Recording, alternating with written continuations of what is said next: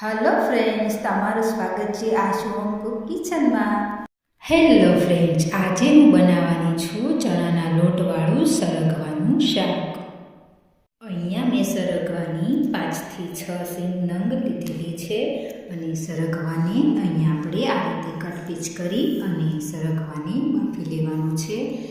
1 થી 5 મિનિટ જેવું અહીંયા સરગવું આપણે બાફી લેવાનું છે.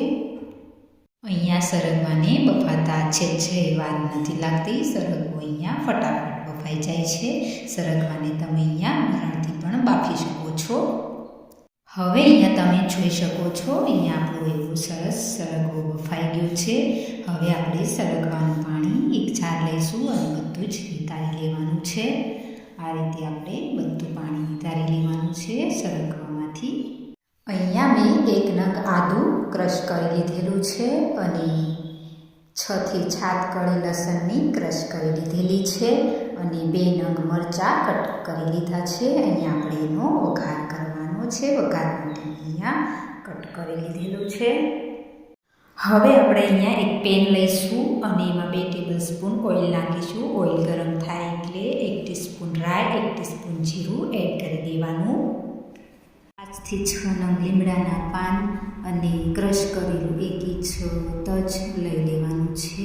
અહીંયા આપણે આદુ, લસણ અને મરચાંની પેસ્ટ એડ કરી દેવાની છે અને આ રીતે આપણે સરગવાનો સરસ વઘાર કરી લેવાનો છે. અહીંયા હવે આપણે સરગવાને આ રીતે એડ કરી દેવાનો છે. બફાઈ ગયેલો સરગવો અહીંયા એડ કરવાનો છે. તમે જોઈ શકો છો, અહીંયા આપણો સરસ સરગવાના શાકનો વઘાર થઈ ગયો છે. તો હવે અહીંયા આપણે ચાસનું ચણાના લોટવાળું અત્યારે અહીંયા બેટર તૈયાર કરવાનું છે. તો હવે અહીંયા 2 ટેબલ સ્પૂન ચણાનો લોટ અને 4 કપ ચાસ લીધેલી છે.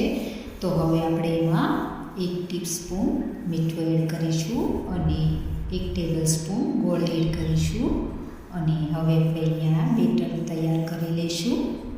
તમારે અહીંયા મીઠું જરૂર મુજબ એડ કરી દેવાનું. તો ફ્રેન્ડ્સ, હવે અહીંયા આપણો વઘાર સરસ થઈ ગયો છે, ચડી ગયો છે. તો હવે અહીંયા આપણે જે ચાસ અને ચણાના લોટવાળું બેટર તૈયાર કરેલું છે એ હવે આપણે વઘારમાં એડ કરી દેવાનું છે. આ રીતે તમારે એડ કરી દેવાનું. અહીંયા આપણે બેટર અંદર એડ કરીશું એટલે વઘાર તરત જ ઉપર આવી જશે. તમે જોઈ શકો છો, આ રીતે સરસ વઘાર ઉપર દેખાશે. હવે અહીંયા 3 ટીસ્પૂન લાલ મરચું પાવડર એડ કરી દેવાનો છે અને 1 ટીસ્પૂન હળદર પાવડર એડ કરવાનો છે અને તમે જે તીખું ખાતા હોય તે પ્રમાણે તમારે અહીંયા લાલ મરચું પાવડર એડ કરી દેવાનું છે.